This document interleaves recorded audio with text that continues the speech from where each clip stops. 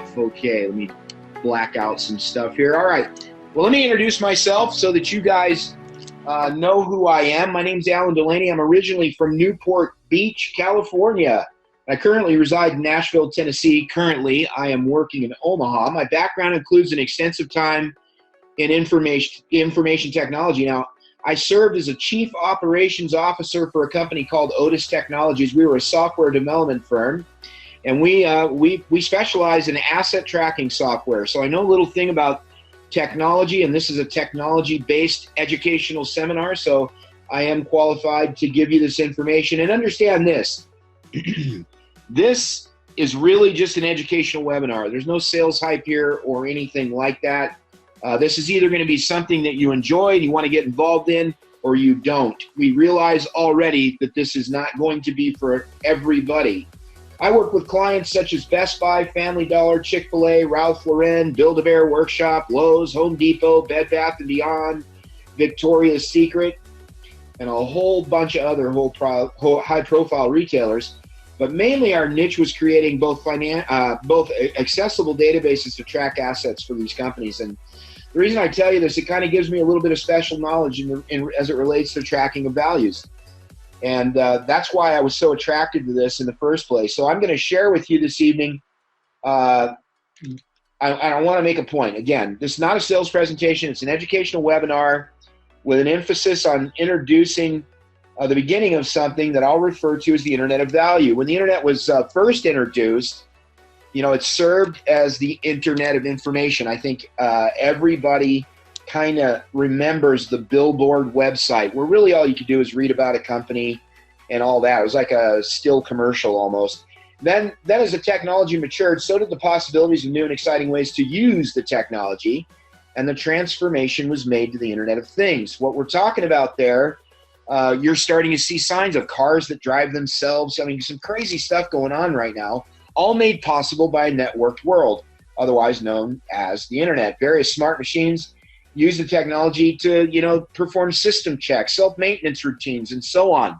An example of that is I just had a little bit of car trouble with my truck. The first thing the guy did was pull the plug on the computer and plug his computer into it so that these two devices could talk to each other, and my truck could tell the other thing what was wrong with it. Crazy, right? The most fascinating and world-changing way to use the technology now is just now coming out. You know, new ideas take time, and this emerging idea is, I'm going to refer to it as the Internet of Value. That's something different from the Internet of Information, from the Internet of Things, and now the Internet of Value. It's still very much in its infancy, and my goal here is to educate you on why the future of banking, money transfer, remittances services, smart contracts, and a whole bunch of other great stuff as it relates to the banking and finance industry. And the good news is that there's, you know, just like the .com boom, there's many great ways that you can not only benefit from these developments in technology, but there's a possibility that you can put yourself in a position for financial gain as well. So I want to set the table before we get going. I want to kind of, you know, put things into perspective. I think it's very, very important to do that. So I'm going to take us in the Wayback Machine just to set the context, because we, you know, basically we all understand the Internet today, right? But it really wasn't that long ago that very few people understood what that was. So I think this little short video kind of sets the stage. Listen closely. I wasn't prepared to translate that as I was doing that little tease. Oh, that's that right. little mark with the A and then the ring around it. At. See, that's what I said. Mm-hmm. Kay said she thought it was about. Yeah. Oh. But I've never heard it. Around. I've never heard it said. I'd always seen the mark, but never heard it said. And then it sounded stupid when I said it. Violence at NBC. Yeah, I heard you around big fight in the lunchroom. See, there it is. Violence at NBC, GE.com. I mean, well, Allison should know. What is Internet anyway? Internet is that massive computer network, the one that's becoming really big now. What do you mean? That's big. How does one? What do you write to it like mail? No, a lot of people use it and communicate. I guess they can communicate with NBC writers and producers. Allison, can you explain what Internet is? How about that? Now, we're not going to put these three together in the Mensa Society, that's for sure. But the truth of the matter is that the Today Show aired in 1994, and they had absolutely no clue what it was. Pretty amazing where the level of understanding was for most of us just a few short years ago. Now, basically, everyone on this webinar, I think I can say without fear of contradiction, uses the internet every single day. And if you don't, you're using it right now, because that's how we're delivering this content. The internet has become ubiquitous in our lives. It's a part of everyday living. And look, guys, it hasn't been around that long. That's how fast this phenomena took over. Here's a guy in 1995 that was published in Newsweek magazine. His name was Clifford Stoll. So not but this guy's a computer scientist. And you can tell from that really cool high-tech gear he has in the background there. But that's what it looked like in 1995. How far have we come, right? Okay. Basically, he published an article, and it was called Why the Internet Would Fail. So one of the things he said in the article, Mr. Stoll cited that things could never, ever be sold on the internet because it was missing a key component.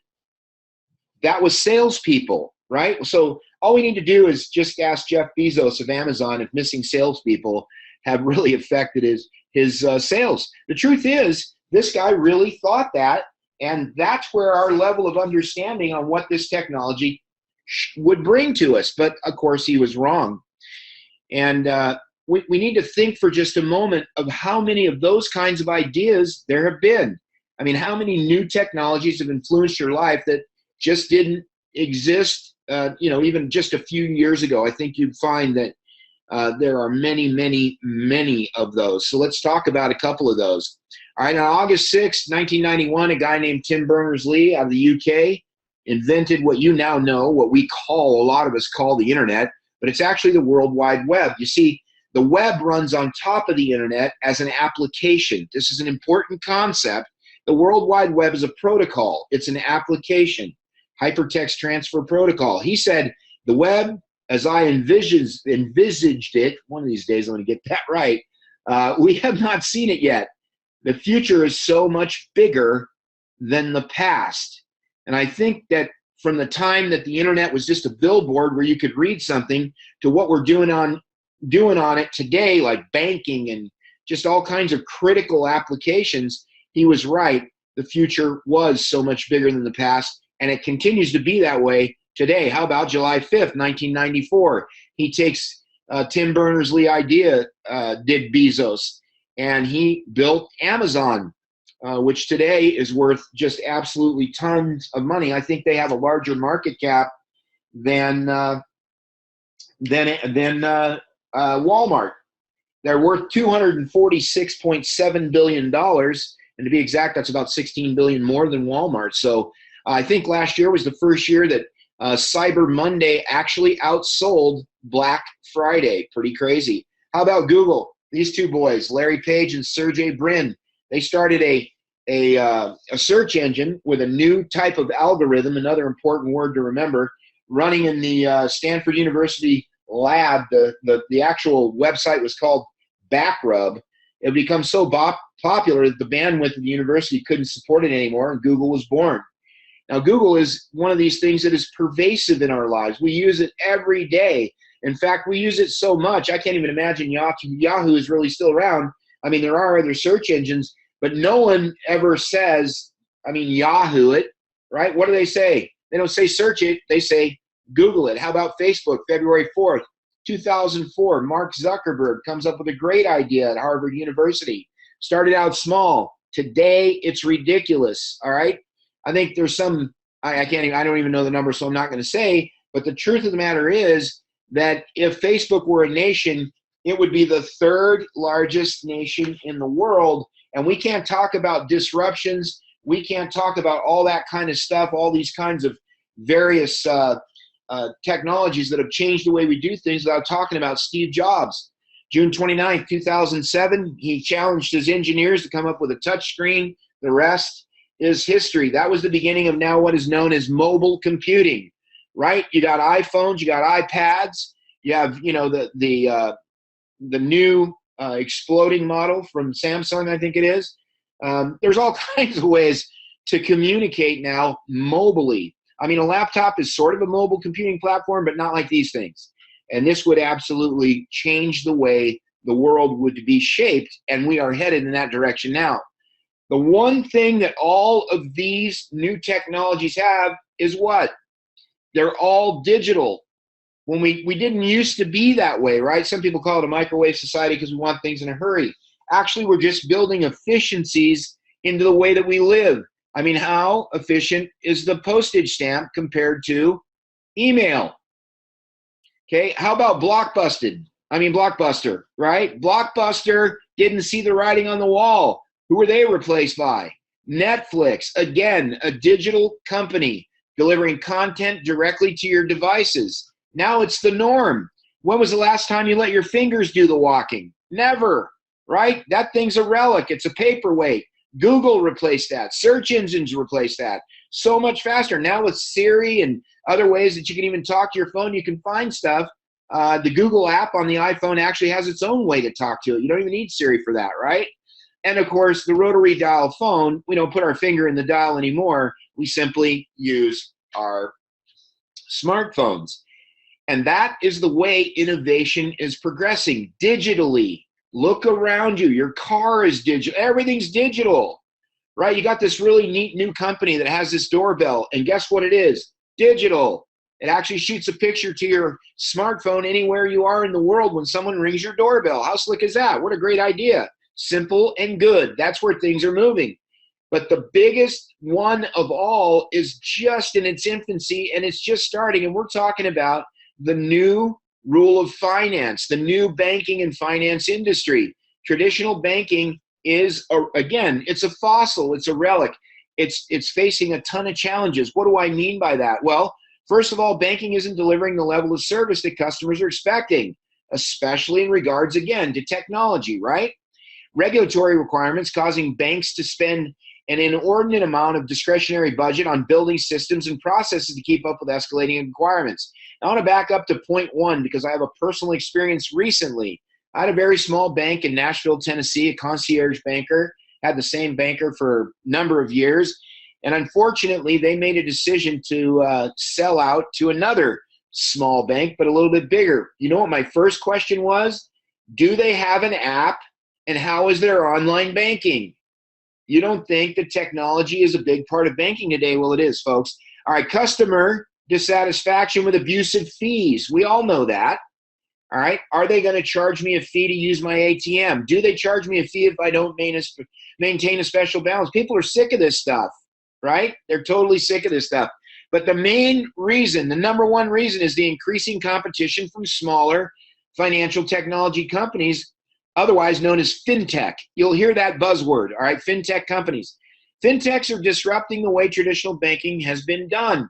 You've heard the term bank in your pocket. There's all kinds of different things. How about Ally Bank, A-L-L-Y, no branches, all done over the internet. And they're a huge company, all right? This creates a big challenge for the traditional bricks and mortar bank because it's like stopping the Titanic. They can't turn that quickly. And here's someone who knows, all right? This is Catherine Besant. She's a Chief Operations Officer, Technology Officer for Bank of America. Now, she doesn't know exactly what the new financial world looks like. She just knows that if she doesn't move towards it, they're going to be left in the dust. Listen to this. How infant are you on blockchain?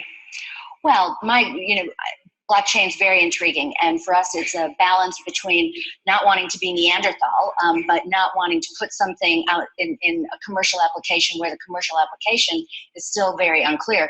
As a technologist, the technology is fascinating, and we have tried to stay on the forefront. I think we have somewhere around 15 patents. Most people would be surprised. A Bank of America with patents in the blockchain or cryptocurrency space.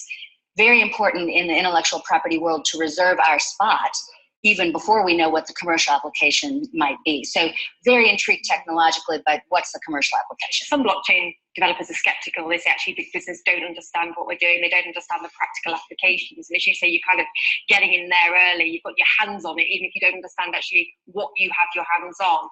Well, the first definition of a Neanderthal is denial, right? So the whole idea would be not to start from that perspective. So how about that? They don't really even know what they're going to use it for. They just know that they need to be involved. Look, they're not the only ones. You got Goldman Sachs, Barclays, UBS, the list goes on, Bank of England, Citigroup, Fidelity Investments, and so on and so forth. Everybody sees this technology as the next mover and where they need to be because of its ability to be transparent, because of its ability to reduce fees, because of its ability to eliminate inefficiencies in an already inefficient system. So you got to ask your question, why is there so much interest in this new technology? Well, the reason is the unbanked in the world is one of the biggest reasons. There's over 2.3 billion people without banking services in the world. What? Look, you know somebody, I guarantee you know somebody who can't get a bank account.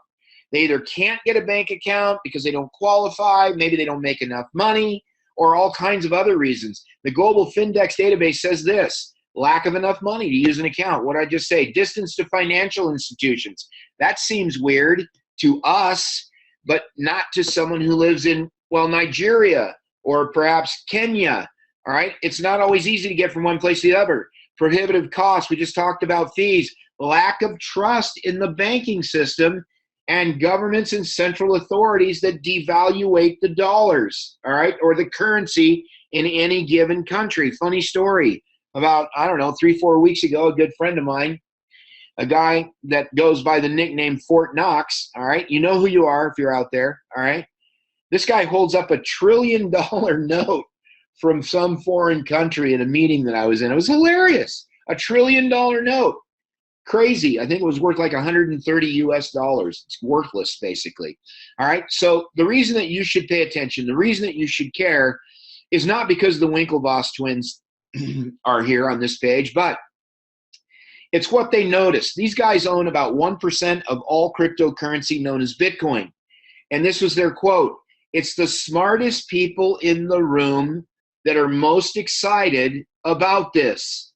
So what are they seeing? Folks, this is cause and effect, right? You want to get what someone has, do what someone does. It's a simple law, all right? This isn't even a rule. It's a law, okay? Every time you light a firecracker and close your hand, you blow your hand off. Cause and effect. Do what successful people do. Get what successful people have. How about this guy, Sir Richard Branson, founder of the Virgin Group? Feels strange to think of a world without cash. No more notes or coins to find down the back of a sofa. But it appears that that's the way things are heading. You know, Richard Branson signed the Rolling Stones, I believe it was, to Virgin Records back when he was a fledgling, you know, sort of getting his businesses just started. No one would take a chance on the band. They were too rebellious. Doesn't hurt to have a little vision, does it? How about Ben Bernanke? This is a guy who knows a thing or two about deflating dollars, right? Former Federal Reserve Chairman. He knows about inefficiencies. He knows about money. Virtual currencies may hold long-term promise, particularly if the innovations promote a faster, more secure, and more efficient payment system. We're going to show you how that works. And of course, you cannot talk about brilliant minds without talking about Bill Gates, founder of Microsoft, right? In the future, financial transactions will be digital. That is a specific statement, folks. That's not a maybe, might be. Okay, they'll be digital, they'll be universal, this is important, and they'll be almost free. That's why merchants are so excited about this new technology, because they pay a ton of transaction fees. What about this? Whole countries are going to a cashless society, right? Sweden down to just 3% of the national economy. Kenya has 19 million subscribers to a technology called M-Pesa, which, by the way, Mark Zuckerberg, founder of Facebook, is trying to purchase right now. All right, pay attention to the clues. Pay attention to the clues. It's important. All right, Canada hasn't printed any money, no more coins or paper currency since 2013. These are big time clues. So what in the world are you talking about, Alan? What's a blockchain? Is that like a cinder block with a chain wrapped around it? What is cryptocurrency? These are great questions, and you could spend hours and hours and hours reading and learning and watching things about it. So we're not going to attempt to answer this question, in a few short sentences here tonight. Just know, you just heard Catherine Besant talk about it. She's the chief technology officer of one of the largest banks in the world. Clue. All right. The Winklevoss twins, stating that the smartest people in the room are the most excited about this technology. Clue. All right. We're here to bring you some of these clues, right? So to do that, we're going to talk a little bit about the evolution of money. It all started out with precious metals, right? At least as far back as we want to go. I know the Romans used salt, and we can go back to the beginning of whatever. But the truth of the matter is, this is about where we need to start, precious metals. From there, we went to paper money because it was easier to carry around. Didn't need a big sack, didn't need to weigh it every single time you used it. We used tokens called coins to represent some monetary amount. Then we moved on to the digital world. Most people don't even think of this as digital money, but it is, and I'm going to prove it to you right now, all right? The last time you got a brand spanking new credit card with a $10,000 limit on it, you did not receive money. What you received was credit, a ledger, an electronic entry somewhere in the world in a database that said you were credit worthy for 10 grand. When you went and spent money, you did not transact in paper or coin. You did not give anybody any money, yet you walked out with their goods. But what happened behind the scene was a bunch of ledgers got adjusted digitally, didn't they? Then your bill came in the mail. You did not run down to the credit card company to pay the bill with paper and coin, did you?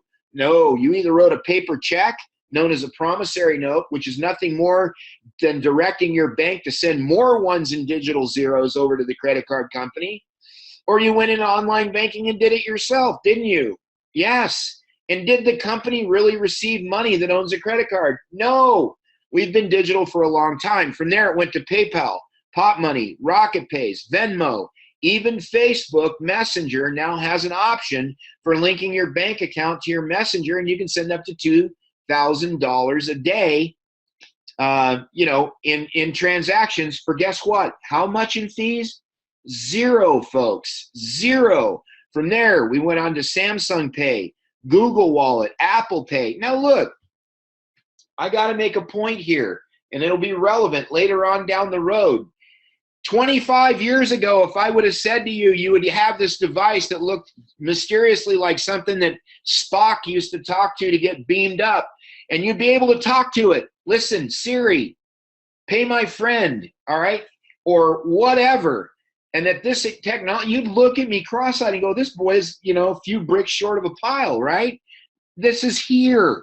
This is what happens. We are already passing that, and the next evolution is a bank in your pocket using this very same device, funded with something called cryptocurrency. And it's exciting time. The first of its kind was a coin called Bitcoin. Now, the reasons for its creation on Halloween 2008 is it doesn't matter why it was created. It was created for the reason that it was. They wanted to prove that you didn't need a central authority or government to transact. Done. Proved. It was created to provide an alternative to the banking system. Okay, cryptocurrency is issued. All cryptocurrencies are issued according to a fixed set of rules. That's an important point, right? A fixed set of rules. Why is that important? Because is our money, our current currency, the US dollar or any other fiat currency, is it fixed? I don't know. Let's think about 2008. Thing called a bailout. Not fixed, folks, not fixed. And since 1971, there's no precious metal behind it. What are these things? They're promissory notes. They're legal tender by way of law. They're a dollar because society says it's a dollar. It's just a piece of paper that has a serial number on it. What do you think cryptocurrency is? It's a serial number without the paper. Why? Because we are a digital world. It only makes sense, folks, right? So why is cryptocurrency a better way? Simply put, it's more secure. There's a fixed amount of it. Again, people can't push a button, buy some paper and ink for like, $10,000, $20,000, turn that into billions, lend it to our government and collect the interest off of it, destroying our economy. No. All right, it's counterfeit proof. Why is it counterfeit proof, Alan? Well, it's counterfeit proof because it's protected by PGP, which stands for pretty good privacy, which is the strongest cryptography in the world. I don't know why they didn't call it RGP, really good privacy. They didn't. It's called PGP. It's the strongest encryption in the world. If I were to take the time to show you what a hashed out phrase looks like, you would never, I mean, you could take all the computers, this is the honest to God's truth, something that is hashed out that way, you could take all the computers in the world, until the end of time, you would not be able to hack it. Counterfeit proof. It's not a file you can copy, all right? It allows peer-to-peer transaction. I'm a peer. My friend Shan is a peer. My wife is a peer. My daughter is a peer. In other words, I don't need to go, right now, if the only peer-to-peer transacting we have is a dollar bill, it's cash. I take it out of my pocket, I give it to my friend. It left my pocket. It's the only one of its kind, of course, unless it's been counterfeited. That's what peer-to-peer transacting is. I don't need to go through that bank or central authority to have a transaction, and the fees are negligible, so that's super important. So how is it created? It's mine. People would call it digital gold. What is mine? What does that mean? All right? I'm not going to go into the big details of this. I could spend 3 hours on this alone, but I'm not going to do it. Just understand it's a special type of computer that solves special mathematical problems in a fixed set of rules. And when it does this successfully, it gets a reward. It's like throw the dog a bone. All right, that reward is cryptocurrency. Now, there are many types of blockchains out there, and they all have different rates of creation. Right now, I'm proud to say that the company that we're sharing with you here tonight, this idea and their cryptocurrency is one of the fastest in the world, generating over 50,000 of these serial numbers every 60 seconds. That's 72 million a day. All right, they have currently 120 billion serial numbers. Those are fixed. There'll never be 120 billion and one. Okay? The reason that one person can't mine it all is because of something called a difficulty factor. It gets harder and harder and harder to find this stuff. That's by design. Okay? The designers of cryptocurrency built in an organic scarcity, just like gold. Look, if we could walk out into our front yards and pick up gold nuggets, would they be worth anything? No, they wouldn't be. Just like your blades of grass aren't worth anything much. All right? That's the reality of it. The mining factor goes up, the difficulty factor goes up, I should say. Okay, and it gets harder to find this currency. When it gets harder to find this currency, it gains in value for most part. Okay, in 2009, the originator, the Bitcoin, was valued at just 10 cents. Actually, when it first got started, it was only worth like $0.25, a quarter of a penny. All right, but more and more people started to mine this Bitcoin, all right, which we're going to talk about in a little bit. And by 2013, these little things for 10 cents, it rose all the way up to $1,242.03 at its peak. Crazy, crazy, crazy climb.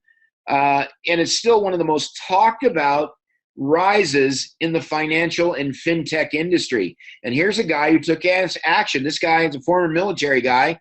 His name is Jared Kenna. He spent time over in Afghanistan. He spent time in Chile. And you know what he noticed? It was very hard to get money from one place to another. So he purchased Bitcoins because why? They can be transferred from a smartphone to a dumb phone, like a Nokia Flip. You don't need any paper. You don't have to go through a bank. This is a revolutionary idea, guys. People have laughed at revolutionary ideas. We're going to talk about that in a minute. So he purchased his first round of Bitcoins for 20 cents a piece, spent $1,000. He traded those in after that rise for about $2.58 a pop, 20 cents to $2.58. He profited at $1.29 million. Now, he didn't stop there. This guy founded a trading exchange for Bitcoin and other cryptocurrencies called TradeHill. It became the second largest Bitcoin exchange in the world, headquartered in Panama. Okay, founded 20 Mission. That is a think tank for cryptocurrency enthusiasts and blockchain enthusiasts. This guy really took advantage. But here's the problem. For as many stories like that as there are tons of other stories about people whose minds are like closed parachutes. They fall directly from the plane and hit the ground and bounce, right? Your mind is like a parachute. All right, for this to work for you, you have to have a little bit of an entrepreneurial spirit. You have to be willing to take the risk to lose or win. All right. I mean, you don't want to go to someblog.com or Google, the greatest search tool in the world, but the lousiest research tool. Look, research requires a lot of effort. It requires looking up documents. Reading a blog, okay, is an opinion editorial. Everybody's got an opinion. They're just like you-know-whats. Everybody's got one. They're the National Enquirer of the internet. Blogs are financially incentivized to print what sells. You've heard the phrase, if it bleeds, it leads. Bad news is the best news for a blogger. So they always share bad news. Look, don't distrust your friend that might have invited you to this information and trust some guy you don't even know. I can put a blog up in 15 minutes and write whatever I wanted to write about anybody I wanted to write. Doesn't make it necessarily true, does it? No, it doesn't. Please don't get stuck in that mindset. All right, so who are the top players in this idea? This is a little bit of an antiquated slide, I admit. All right, but you can see 10 of them right here. This is pulled from a website called xcoinx.com, currently under maintenance in order to facilitate information from our new blockchain. But let's talk about, at this time, who the market leaders were. Bitcoin, after 7 years, coming up on 8, at 9.6 billion market capitalization, with a coin valued at about $609 with about 15.8 million in circulation. There's a total of 21 million Bitcoins, so there's about 6 million still to come. How about OneCoin? Been in business for now 2 years, $6.5 billion market cap, which is going to be far greater very shortly, and a coin valued at $7.78 USD, 840 million in circulation. So here's the deal. All right, whoops, I was supposed to push this a minute ago. My bad. Okay, so here's the deal. Okay, if first of all, $609 for one coin, for one Bitcoin, I mean, that's awesome if you bought them when they were worth $10. But to get one now, it's difficult. You see, Bitcoin has been public for a long time, and as such, they've grown in value. And so now they're harder to find. You can't mine them unless you join a mining pool, which we have. We have some of those for our very own coin. But at $7.78 for our coin, anybody can play. And that was the idea behind the whole thing. This is our founder. Her name is Dr. Ruja Ignatova. Okay, she was born in Sofia, Bulgaria, raised in Germany. She is a member. She is a member of the Mensa Society, right? She's married to a German attorney. She obtained her law degree from Oxford University, master's degree in economics from Constance University. I've been told she did those at the same time. That's pretty insane. She has a PhD in law, University of Oxford and Constance, wrote a thesis on corporate litigation within the European Union. She's a former associate partner with McKinsey & Company. That's a giant consulting firm. Folks, I encourage anybody to go on Google, because I don't know the web address personally, and look up McKinsey Consulting or McKinsey & Company. Go to their website, and in their search box, type Dr. Ruja Ignatova. You will find her picture there, and you will find some of the papers and projects that she consulted on. That's the real deal. Now we're doing some research. All right, former CEO and CFO of one of the biggest asset management funds in Bulgaria. She managed over 250 million euro assets. The lady knows what she's doing. She spoke at The Economist, something called the Countdown to Stability and Growth. It was the 4th European Summit. The Economist magazine. You know that magazine. It's a legit magazine. This was in 2015 in Sofia, Bulgaria. She was a keynote speaker there. She spoke, look, you cannot speak to people like this. You don't have people that are on the same platform as you are and in the crowd taking notes like Carl Bildt, former Prime Minister of Sweden, Magdalena Kuneva, Deputy Prime Minister for European Policies Coordination and Institutional Affairs for an entire country, Nikos Kabanopoulos. This guy works for Visa. He's the general manager for Greece, Cyprus, Bulgaria, and Eastern Europe. And this other cat down there who's the economic advisor to the president of Croatia. Look, these are heavy hitters in the finance world. They're listening to our founder about the future of payments, the future of remittances, and why cryptocurrency is doing what it's doing. She was on the cover of Forbes Brand Voice magazine. All right, this is not Forbes magazine. Let me make this crystal clear. This is an advertisement. All right, you still got to pay $250,000 to $300,000 to get in the daggum thing, and you still have to go through an unbelievable background check and meticulous vetting process before they'll put you on the cover. In other words, you have to be legit, right? And why would we do that? Well, because it's got a great audience. People read this thing. It adds to the credibility of the person, the company, and their products. And the results are tremendous. All right. But most recently, and something we're very proud of, is that she was on the cover of something called Financial IT Magazine. FinancialIT.net is where you can go purchase your own copy of this magazine. All right. What is Financial IT? Well, you know, it's not Better Homes and Gardens, I'll tell you that. You're not going to find it all over the place, but it is a cutting-edge financial technology magazine with a specialty in covering the latest trends in payments and cash management. It's subscribed to by over 2,000 banks and financial institutions, and the interview on Dr. Ignatova was performed by its publisher, Chris Principe. Now, there's a backstory here, but I'm not going to spend a whole lot of time on it. Let's just say that Chris Principe wasn't fully convinced, like a lot of people in the beginning, that we or our founder were legitimate. But after he literally sat down and spoke with her, this is what he had to say. OneCoin is leading the charge of acquiring the masses into the cryptocurrency shift across the globe.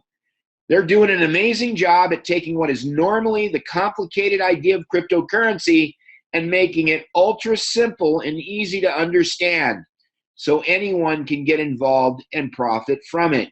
And that was from the publisher of this magazine. So we're super excited about that. Major universities see the future.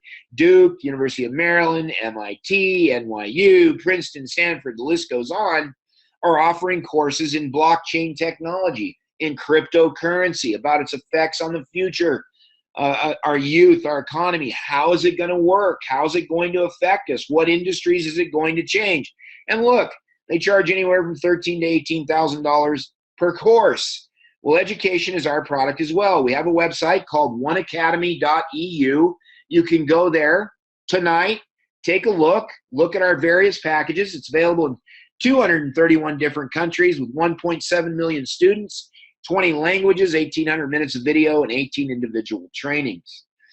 A great website with a lot of information that you need to know.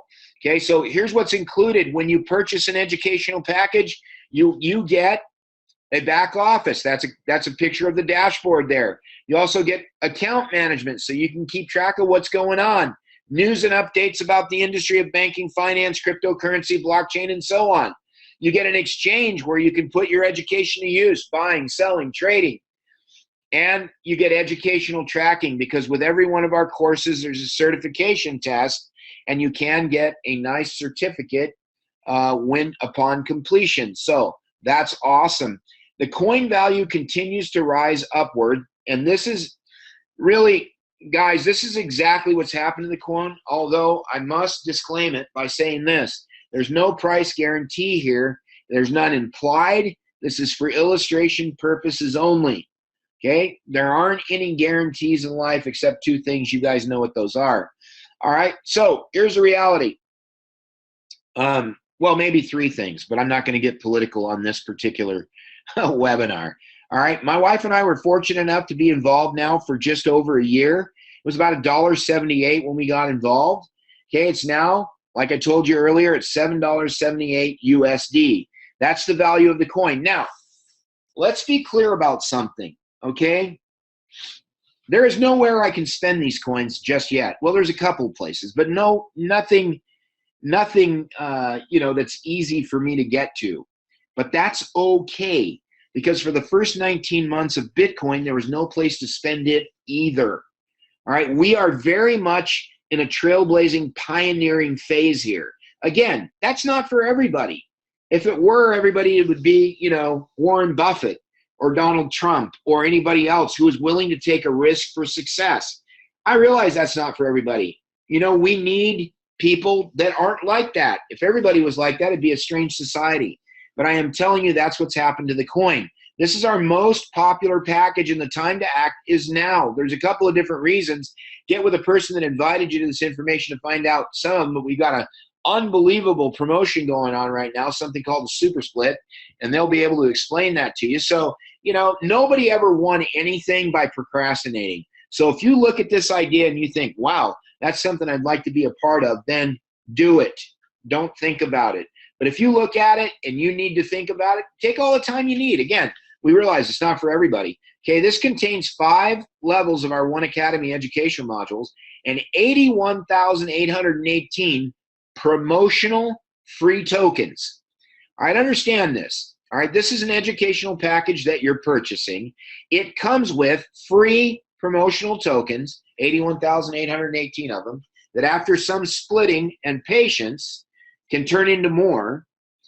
And you are not buying cryptocurrency here. You're not investing your money here. You are buying an educational package. You are becoming a miner, all right, in order to get this coin into circulation. Once the merchants start to accept this currency, it will gain in value, and that's where you stand your chance to perhaps benefit financially from that. But again, crystal clear, you are joining a mining pool here, and you are able to get your coins, your serial numbers for your digital wallet at wholesale. That opportunity will be gone in approximately 18 months, so don't wait. All right, this includes our exclusive auto mining feature, meaning that you set it and forget it. It happens all automatically for you. That's the part where Chris Principe was saying, hey, they've made it simple. All right, and it provides an optimized trading experience for you. All right, now one of my good friends, we'll just call him Mr. G, brought back some information from a recent event in Bangkok, Thailand, and I just absolutely love it. And it was actually called All Truth Passes Through 3 Stages. When I heard this, this is a new slide for me, so I'm going to spend a minute on it, all right? It just blew my mind because it was revolutionary in my mind, okay? Gandhi used this phrase, and I've kind of gone off of his. There's another guy too that calls it all truth passes through 3 stages. But here's the truth.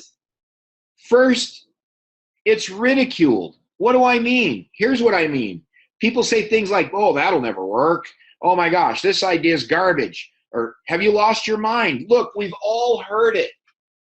Okay, our friends love to beat us up when we're trying to get outside the comfort zone. When we step just outside the box, we're like, oh no, come back to the box. I need you in here. So great truths are ridiculed at first. Second, it gets violently opposed. Oh my gosh, this might have some traction, right? So I need to oppose it because I need to stay in my little thinking box, right? This thing's a scam. This is a Ponzi scheme. We've all heard it. You can read it anywhere on the internet about any number of things. You can definitely read it about our company. I'm not afraid to say it out loud. Look, just because Google says so doesn't make it true, right? That's like telling me that everything you see on CNN is a fact. No, not true. Third, now it's accepted as being self-evident. What does that mean? That means it's axiomatic. That means it doesn't have to be explained anymore. That means that it's unquestionable because it's a reality. That's what that means. There are many things that started out that went through these first three stages of truth. All right, ridiculed, violently opposed. Okay, a great story that my friend Mr. G told me was this. There was a guy out there, right? And this guy came up with this idea in his garage. Now, this idea that he had in his garage, he decided to take it to manufacturing. So he pressed out 10,000 of these units. And then he went to a company and he tried to sell these 10,000 units. And the company told him he was out of his mind. It would never work. Are you crazy? Who would want to put a computer on their desk? This guy was Steve Jobs and that company was Apple. Ridiculed, violently opposed, and let me tell you, there isn't anything more self-evident. So, Alan, what is the fourth stage? Simple. You win. Your idea becomes ubiquitous. Apple, the Wright brothers. You want to talk about guys that got ridiculed? We're going to fly. Oh, yeah. Yeah, you are. Okay? Or the light bulb. You win, guys. It's the people with courage, the people with values, the people that are willing to take a risk that win. That's why some of you people on this phone call are going, man, it's always the other guy that has the good luck. No, the other guy believed in something and went for it. He may have believed in 10 things and went for him. And the first 9 took him down, but he had the courage to continue on. That's what it takes here. So if that's not for you, I totally understand. You know, my friend said to me this. My wife and I have a substantial amount of money that we have purchased educational packages with. Why? Because we wanted more promotional tokens. Simple. And my friend said this, man, what if that doesn't work? What if that doesn't work? I said, what if it does? I don't want to be the only one of my friends that didn't take advantage of it when it worked. That would be me laying right there in the middle of that airplane taking that risk. I hope you'll join us. I hope you'll become a winner too. Our vision is simple. We want to provide financial services for everyone in the world, not just the established nations, but to those, third world countries that are impoverished, the underdeveloped nations of the world where what you and I take for granted is financial services or the norm being charged ridiculous rates exist. Look, that is not all over the world. We're doing that through 3 different websites, onecoin.eu, onelife.eu, and oneacademy.eu. Again, folks, I want to take this moment to say thank you for your time. I hope this has been educational for you. I hope you learned something here. If you have a question, I'm going to hang on for just a few minutes. If you are on this call, this is not about how do I build my business or anything like that, but I'll answer as many questions as I possibly can. Thanks for watching. I appreciate all of you.